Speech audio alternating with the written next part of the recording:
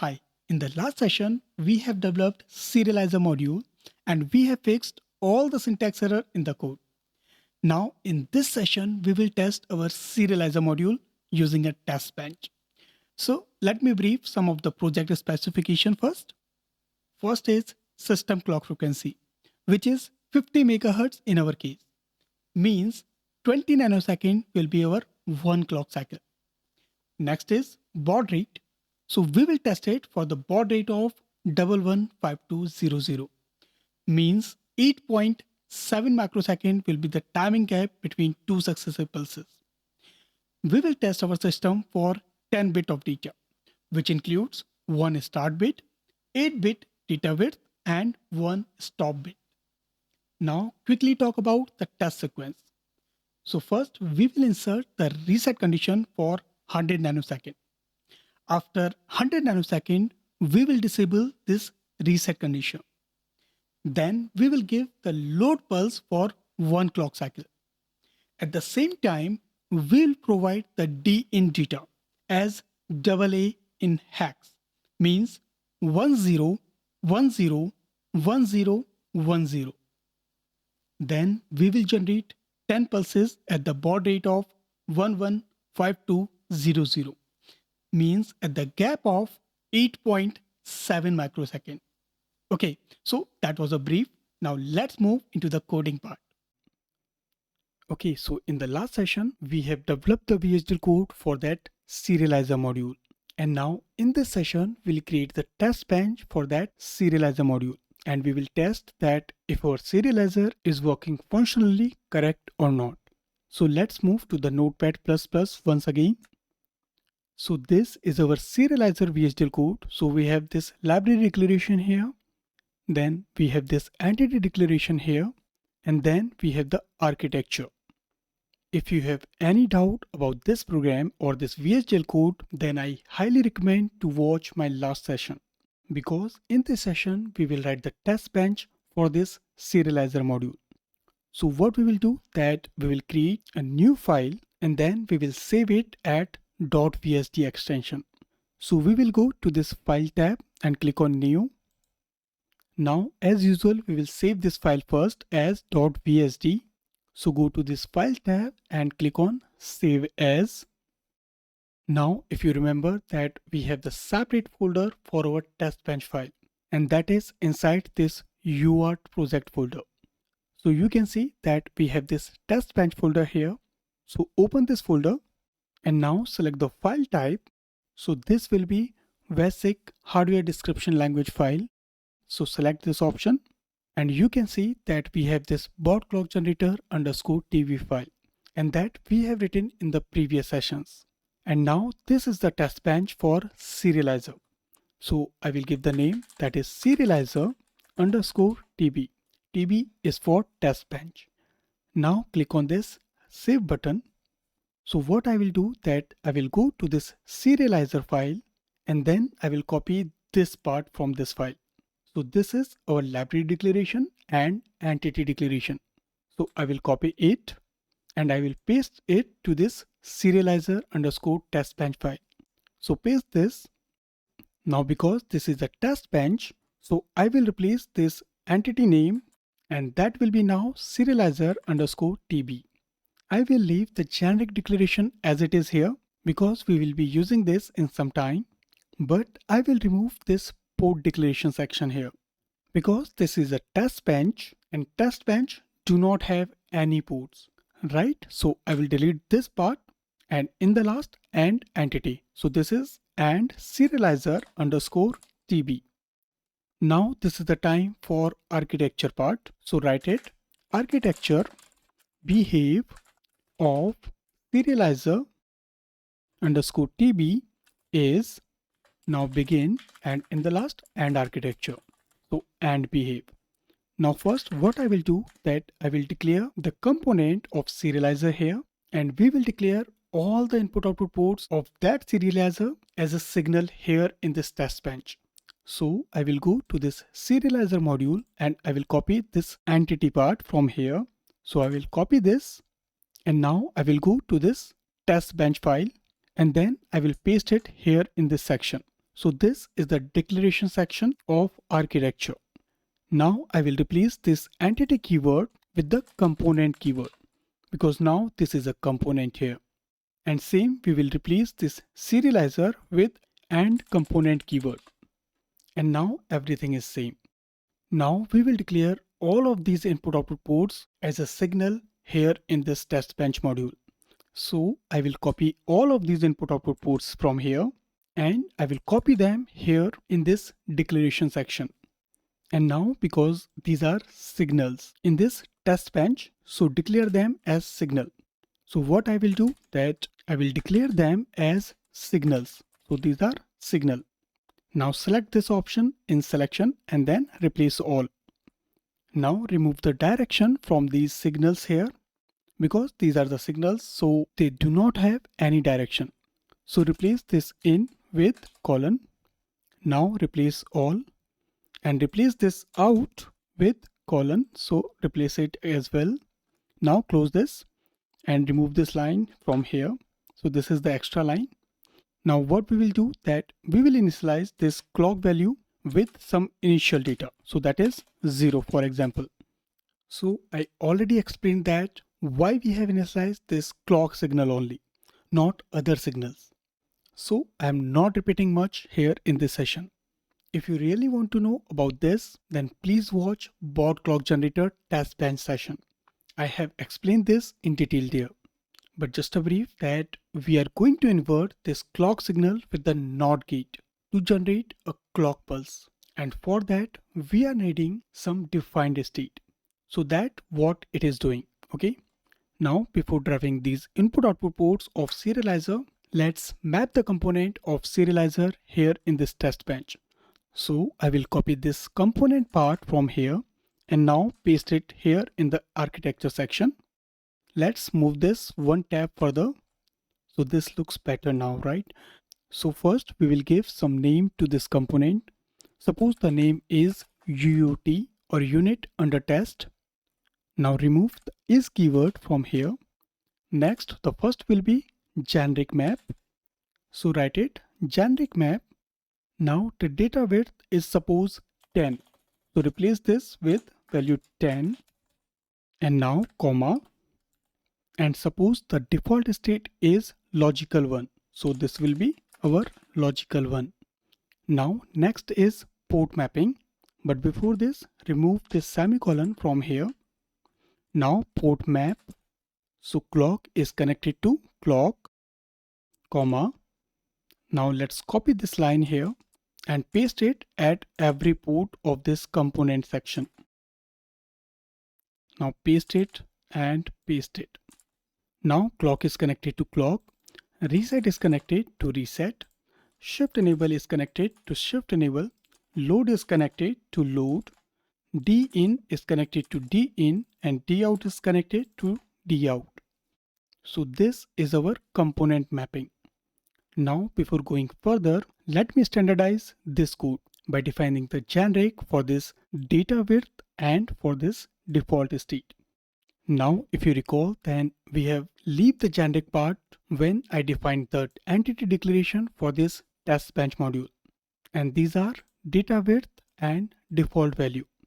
So what I will do that I will give the default state here. So for example, data width is 10 and the default state is logical 1. So this is logical 1. And now I can use these generic data at this component mapping. So this will be data width and the default state will be default state. Okay. So now if I want to change the data width or the default state, then I do not need to come back here for updating the code. What I will do that I will just update the generic values here and all of the code will work accordingly. So that is the benefit of using generics in your VHDL code. Now important thing is that if you are not defining the generics here, but you are using the data width to define the range of your input port, then it will give the syntax error for your code. Why? Because this data width is expected to be declared first. So if you are not defining this in the generic section, then you have to define it as a constant. So you have to define this data width as constant, like constant data width, that is integer, and give it some value, suppose 10. So remember this, anything which you are using in your code, that must be declared first. Now both way is correct. If you declare this data width as a constant like this, or if you're declaring this data width as a generic. But if you write this as a constant, then it is somewhere in between the code, means between the architecture. But if you define this as a generic, then it is just at the starting of your code. So it is relatively easy to navigate to these generic values, but you can prefer any choice you want. Okay, so let's remove this constant line here because I will prefer to use generic here in this case. Okay, so now let's quickly brief the code first. So first we have this library declaration, and then we have this entity declaration. Okay, so at the same time I will align the text here so that it looks better. Okay, so this is our entity declaration, and now the architecture part. Now this code up to here, so these are the declaration for this test bench. So first we have declared this component serializer in this code, and that is having our generics. So we have two generics, data width and default state. And then we have these input output ports. So we have this reset and clock input port, and they are steady logic. And for this serializer, we have this shift enable as an input, load as an input, and din again as an input type, but this is parallel data. So it is a steady logic vector and having the range of data width -1 down to 0. And we have one output dout, and this is a component, so AND component. And now we have this signal declaration. So all of these input output ports of this component serializer, they are listed as a signal here in TestBench. So they have the same data type as input output port of serializer component. Now in the architecture part, we have mapped the component with this TestBench signal. So data width is our generic, and it will get the value of data width, which is again generic in this TestBench code. And default state is default state. So this is 1 because we have defined this in the generic part, right? And next we have port map. So clock is connected to clock, reset is connected to reset, shift enable is connected to shift enable, load is connected to load, and din is connected to din. And the output port dout is connected to dout. And now here our component mapping is completed. So remove this AND component line. And now the main part is coming, and that is driving our input output signal. So let's say we are driving our signals here in this section of code. So first is this clock input. So I will write a simple code that clock is getting the value of not of clock after 10 nanosecond. Now, as I said that this statement will only work if you have initialized the clock signal. Like here that we have initialized this clock signal with the value 0. So if you not define it as an initial value, then your clock will be undefined. So when you invert your clock on any undefined value, then you will get the undefined value as an output. So remember this, that this statement will only work when you initialize your clock signal. Okay, so by using this statement, we are driving our clock signal. Now it is the time for driving the other input signals. So we have reset, shift enable, load, and din as an input signals or as an input port. And I will drive them inside the process block. So I will create a process for this. So let's give it some name first. So suppose this is main process. This is a process. Now, because this is a test bench and we are going to use wait statement inside this process block, so I will not use any sensitivity list here. So I will straight jump to this begin keyword and in the last AND process. Now because I have not used the sensitivity list, so let's use the wait statement. And this statement is very important here in this test bench, because we do not want to run this whole process inside a continuous loop. So once we drive all the signals, then we will hold our simulation. and that we will achieve by this wait statement. So this is very important. I have explained this in detail in the last session of bot clock generator test bench. So if this is not clear, then please watch that video because I have explained this in very details there. Okay, so now we will start writing this main process to drive our input ports of serializer module. So first we have this reset input. So at the very starting, I want to give reset to my serializer module. Means our reset should be high. So our reset will get the value of 1. Now it is always better that you specify all the input ports when you are initializing your simulation for the first time. So let's assign the values to all the inputs of this module. So we have this reset input, then we have this shift enable input, and suppose the value will be 0. Next we have the load input, and again the value will be 0. And next we have din. Suppose I am assigning logical 0 to all the elements of this din input. So what I will do that I will use the others keyword. So others gets the value of 0. So what I will do that I will assign logical 0 to all the elements of this input din. Now after initializing all the values, I will wait for some time. Suppose I will wait for 100 nanosecond. So I will write that wait for 100 nanosecond. And now what will happen after 100 nanosecond? That our module will come out from the reset condition. Means our reset will be logical 0. And now I will wait for another 100 nanoseconds. So wait for 100 nanoseconds. Okay, so now after this, I want to load my input data, so which is a parallel data, into the serializer. Means I have to assert the load signal. Means our load signal will be high. And at the same time, I will assign some value to the input port. So that is din. So I am saying that din will get the value of 10101010, means AA in the hexadecimal. Now because this is using RS-232 protocol, means we also have start bit and stop bit with this data bus. So I will include those bits as well. So our start bit is 0.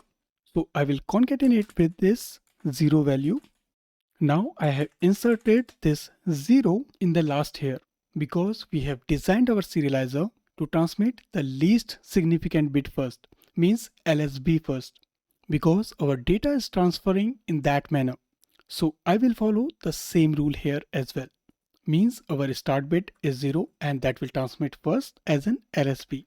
And our stop bit will be 1 and that will transmit at the last, right? So I will add 1 at the starting.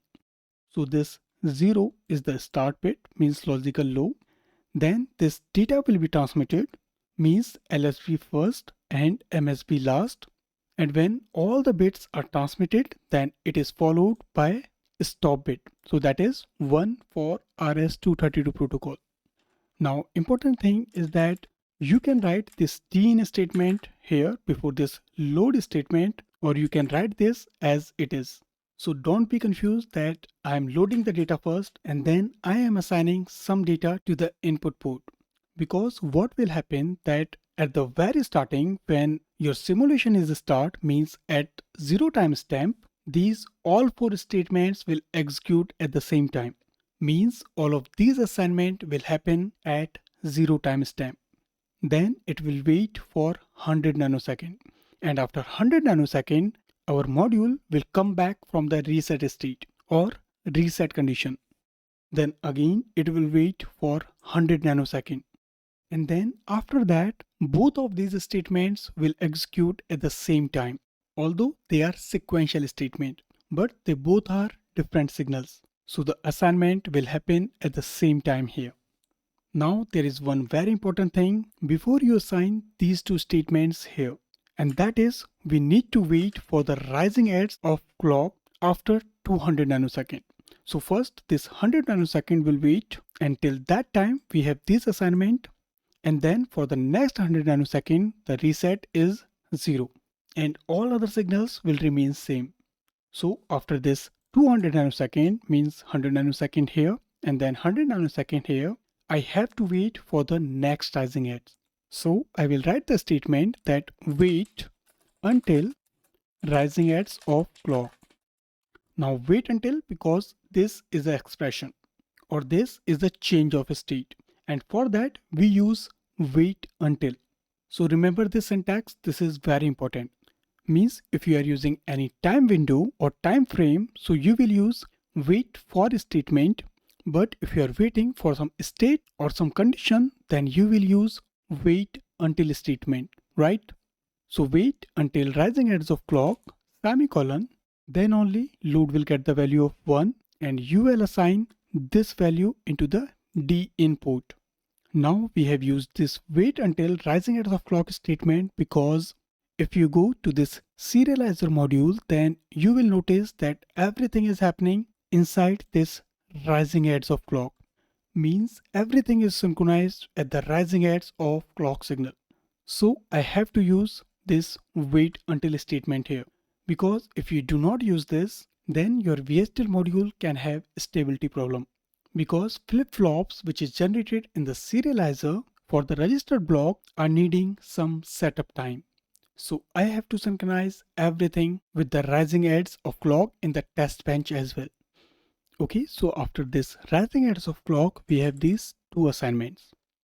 Now I will wait for another rising edge. So I will write this wait condition once again. So that is wait until rising edge of clock. Then what will happen that our load input will get the value of 0. Why? Because we need to capture our input port or our input data for one clock cycle only.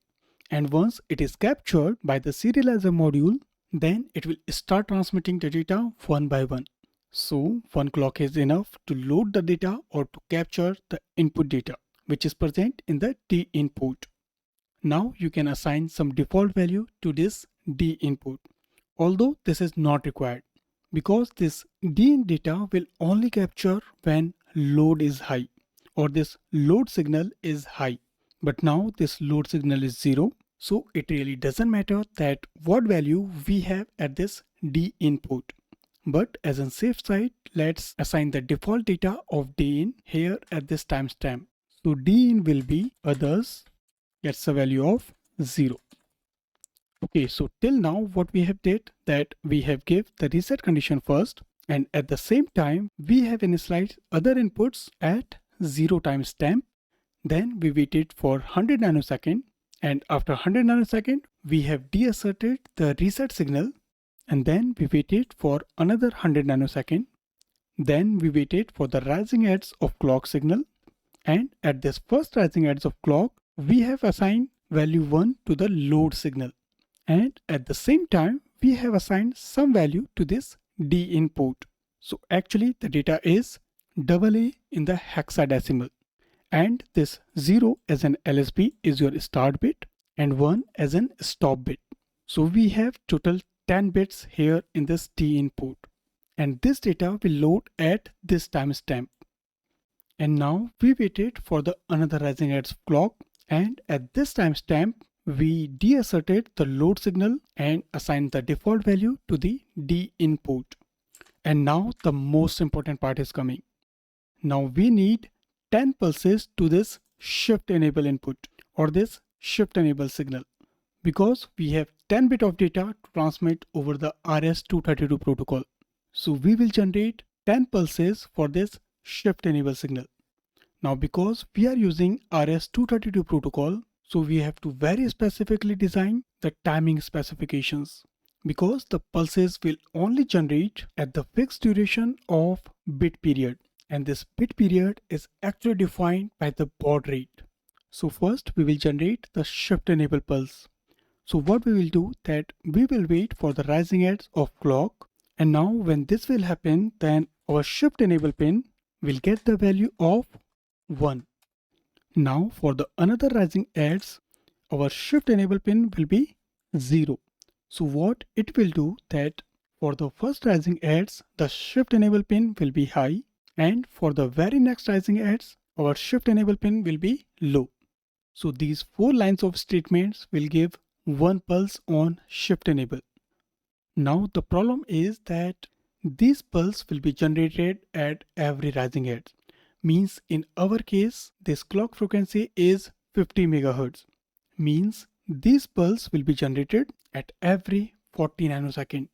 And we do not want this because we are working on the baud rate of 115200. Remember, we have designed our baud clock generator at this baud rate frequency. So our bit period will be 8.7 microsecond for the baud rate of 115200. I have explained this that how you can calculate this bit period from the baud rate. Simply divide the baud rate from 1 second and you will get the bit period. So this means that we need to generate this shift enable pulse after 8.7 microsecond. So what we will do that we will wait for 8.7 microsecond. So now first we will wait for the 8.7 microsecond and then it will generate 1 pulse at this shift enable. And now we are needing 10 pulses of this shift enable, right? So what I can do that I can copy these line of statements here and then I can paste it multiple times. Means in our case we can type it for 10 times because we are needing 10 bits of transmission. So we are needing 10 pulses at this shift enable. So that is one way of doing. But what I will do that I will use the loop statements here. So instead of writing these statements multiple times, I will write these 4 statements inside a for loop. So I will say that for I in 0 to 9 loop, and now all of these 5 statements will run in the loop of 10 and in the last AND loop. Now because we have already defined the data width in the generic part, so instead hardcoding this 9 value, I will use our generic data. So that is data width. So I will use this generic here. And now this loop will generate 10 pulses of this shift enable signal, right? Okay, now let's save this program and let's quickly see if everything is good. So this is library declaration, that is good. This is entity declaration and we have defined the generics here. And the value of generic is 10 bit for data width and the default state is 1. So this is good. Now architecture part. So first we have defined this component. So this is good. And now we have declared all the signals and that is also good. We have also defined this data width as a generic and we have initialized this clock signal with value 0. Now first we have derived this clock signal. So this clock will be not of clock after 10 nanosecond. So it will generate 50 megahertz of our clock frequency and that is same as our FPGA board frequency. Now we have this main process here. So at the very starting means at 0 timestamp we have these 4 statements. But the main thing is that reset is high and now after 100 nanosecond this reset signal is deasserted and then we will wait for another 100 nanosecond. Now for the next rising edge, we will load our D in input data into the serializer and for the very next rising edge of clock, this load signal will be deasserted and our D in signal will also 0 or it will get assigned with the default value. Now here we are generating 10 pulses for this shift enable. So we have used this loop. Now first we have used this wait for 8.7 microsecond so that it can generate pulses at the baud rate of 115200. So for the one rising edge we have this shift enable high and for the next rising edge we have this shift enable 0. Now if you remember that we have designed the whole module for these few line of statement because this is the same task that we were doing into the baud clock generator. So you can see that this whole line of VHDL code is actually generating the same pulses like these few lines of codes because we have used wait statement here and we are very specifically controlling the time period. So this is the beauty of wait statement. But the problem is that this code is not synthesizable. means you cannot implement this on FPGA board. But this is fine because we are using this TestBench module only for the simulation purpose. And we are doing the simulation on the simulator tool virtually on our PC. Okay, so then we have completed the process, and in the last we have this component mapping. So UUT is our unit under test, and this is the component of serializer. Then we define the generic map. So data width is having the value of data width. Default state is default state. And now port mapping. So all of these ports are defined to the same name as the signal of this test bench. And in the last, AND architecture. Now, if you want to test the same module with more set of inputs, then you can also create another copy of this component here. So like this. So suppose this is DUT and you have mapped with some another signal. So this is clock 1, reset 1, shift enable 1, load 1, T in 1, T out 1. And you can define these signals in the declaration part of this test bench. But in our case, we are just using one single unit to test our module. So let's save this code. And now we will move to the model sim simulator. So we will open it. And now again, right click here. Now select this add to project option. Now click on existing file. Now we will browse the location of our test bench. So click on browse. Now all of our test bench module are present in the separate folder inside this UART project. So we have this test bench folder. We will open it. And now we have just written the code for this serializer underscore TB here. So I will select this and now open. Now click on OK. So you can see that this serializer underscore TB.vhdl file is listed here. And the status is question mark because we have not compiled it yet. So right click on this file and click on compile and then compile selected. Okay, so you can see that it comes with some error. So just double click on it and now make it little wide so that we can see that what is the error. Okay, so it is saying that at this line number 43, it is expecting semicolon. So let's move to the Notepad++ and look at this 43 line number. So this is the 43 line number and we have this signal D out, that is std logic, and we have missed to add semicolon here because we have copied it from the entity section and that do not have semicolon in the last. So I will add it up here and I will save this file again. Now move to the model sim simulator. Now close this window. Now again select this serializer underscore tb.vsd, right click, compile and compile selected. So you can see that compilation is successful and we are getting the message that compile of serializer underscore tb.vsd was successful with some warning, but we will ignore these warnings here. Okay, so you can see that everything is red ticked in this status section. So now we will move to this library tab here. And as I said that what is important for us, that is work library here. So I will expand this and you can see that we have all of our module listed here. So these are listed here because we have successfully compiled all of these VHDL file here. So all of these things are listed here in this work library. Okay. So we will simply select this serializer underscore TV, then right click and click on simulate. And now if everything goes well, then you will see this kind of window. Now you can see that we have couple of tabs here. So that is data flow and wave. So we will switch to this wave window. Now, just in case if you are not getting this window, then simply go to this view tab and here you will see this waveform window option named as wave. So you can see this is selected here, but if you unselect it, so you can see that this type of window. So waveform is gone here. So to take it back, go to the view tab again and now tick this waveform window or this wave option and you will see this waveform window here. Now this is the object window and this is the instance window. So you can see that serializer underscore TB is selected here And all of these objects are actually the signals of this serializer underscore TB. So you can see that all of these are signals and these two are generic. But I am not really interested on these signals of this serializer test bench. I am more interested in this UUT.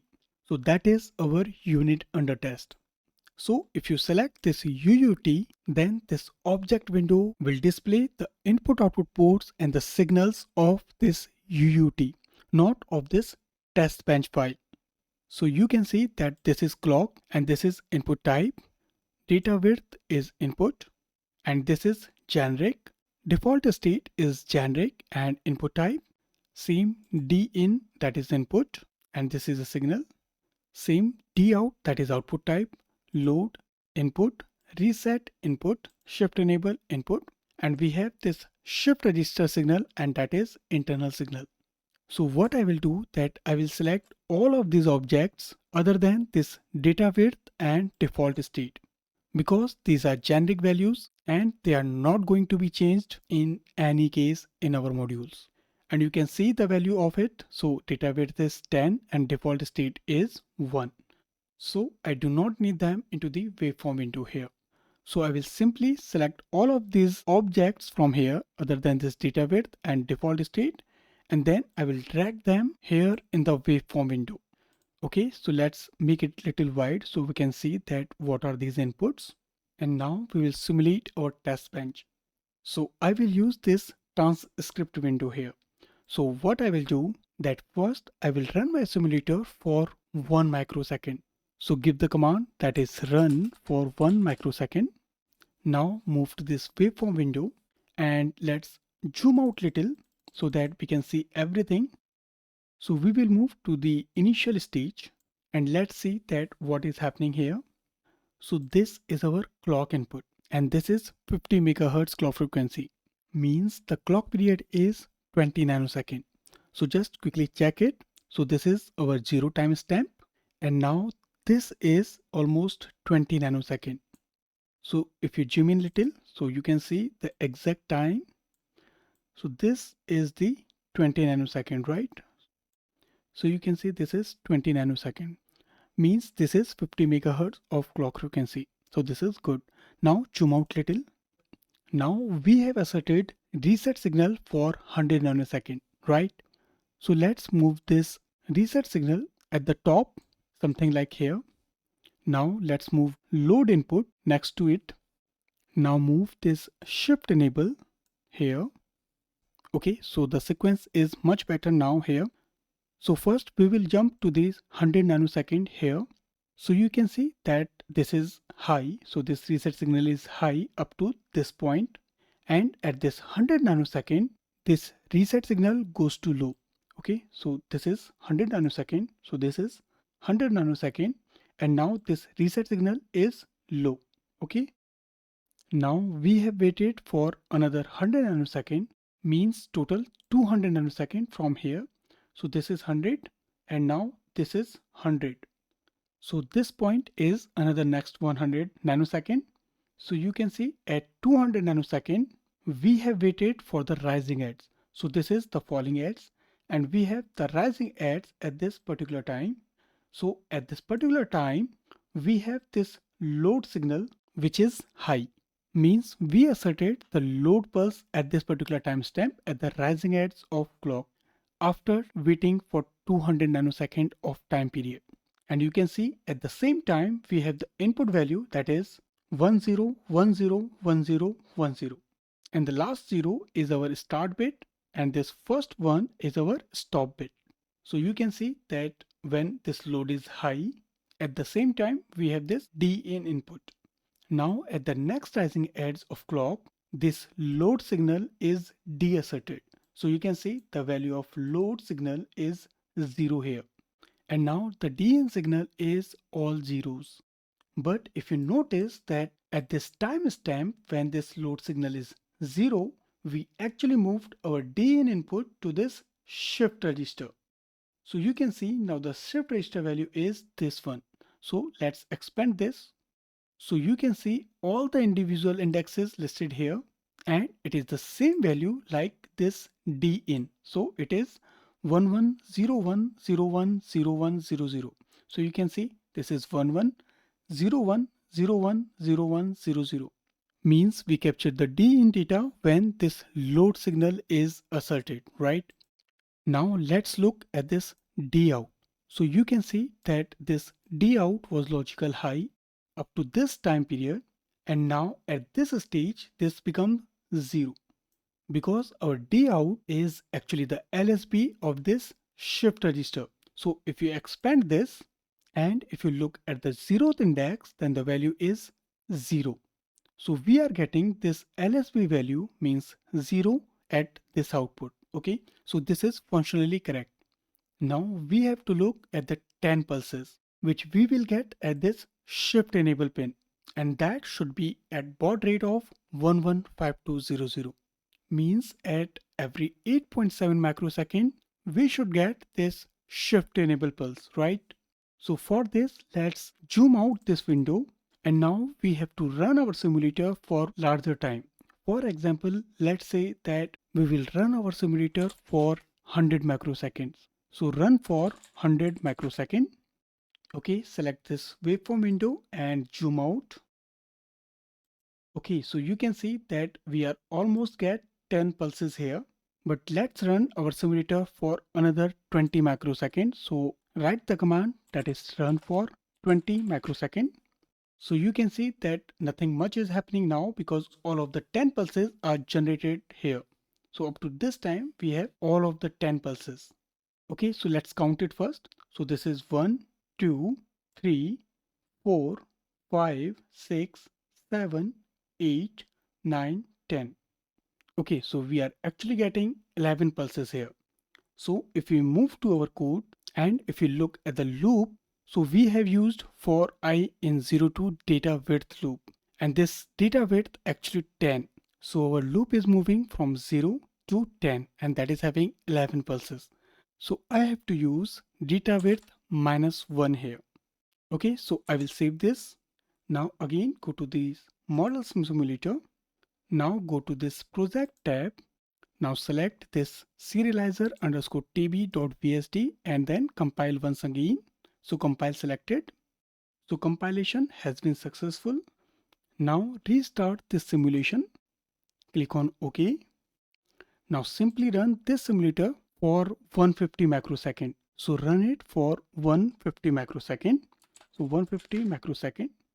Okay, now let's count the pulses. So this is 1, 2, 3, 4, 5, 6, 7, 8, 9, 10. Perfect, right? Now quickly move at the starting. So let's zoom in a little and jump to the starting of the simulation.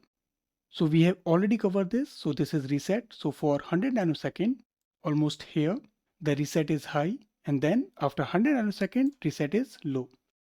So this is low after this 100 nanosecond. So you can see that up to this 100 nanosecond of time, this reset signal is high. Okay, so this is high. And at this point means after 100 nanosecond, this reset signal is low. Okay, so you can see that this reset signal is low. And now after another 100 nanosecond means at this point, now we are waiting for the rising edge of clock. So this is the falling edge, and the next rising edge is this point. So at this point, our load signal is high, and at the very next rising edge, this load signal is low. Okay, so you can see that at this point, our day in input is 1101010100. And when this load signal is asserted, then at the next rising edge, we are getting this value at this shift register. And according to this shift register, we are getting the output at this D out. So because this shift register is having the value of this and its 0th index is having the value of 0, so that is why we are getting this 0 at this output D out. Next, let's zoom out this window and let's move to this first pulse. So you can see that this shift register data has been shifted to this value. So you can see that this 1 is inserted here and rest all of the data is shifted to the right by 1 precision. Now at this point, Again, our zeroth index of shift register is 0. So we are still getting 0 at this output D out. Okay. Now at the next pulse of this shift enable, now again the data is shifted by 1 precision and 1 is inserted here at the starting, and all of the data is shifted to the right by 1 precision. And now the index 0 of this shift register become 1. So you can see that our output is now set to high. So this is our output and now this is high. Now if we select to the right, so at this particular timestamp, we are getting next pulse at this shift enable. So you can see we have this next pulse and now our shift register value is this one and the index 0 is 0. So our D output is 0. So you can see for this period, this is 0. Now for the another pulse, D out value is 1 because this shift register at the 0th index is 1. So like that, we are getting total 10 number of pulses. And at every pulse, we are getting 1 bit of our input D in. And that output is sequential. And we are getting least significant bit or LSB first. And then we are getting the most significant or MSB in the last. So if you record this value, that is 1101010100, we will get 0 at first pulse, then again 0 at second pulse, then 1 at third pulse, then 0 at fourth pulse, 1 fifth pulse, 0 sixth, 1 seventh, 0 eighth, 1 ninth, and again 1 at 10th. So let's see at the output. So 0, 0, 1, 0, 1, 0, 1, 0, 1 and 1 means functionally our serializer is working correctly. But there is one important thing to test here, and that is baud rate. Means we have to test that we are getting the pulses at the right time or not. Means for the baud rate of 115200, we should get the pulses at every 8.7 microsecond. So let's see. So we will select any two successive pulses, for example this one and this one. So what I will do that I will create a new marker and then I will slide it at the one pulse and I will zoom a little. Okay, so this is our one pulse. Now create another pulse. Now move the slider to the another pulse. Okay, so we have this pulse here.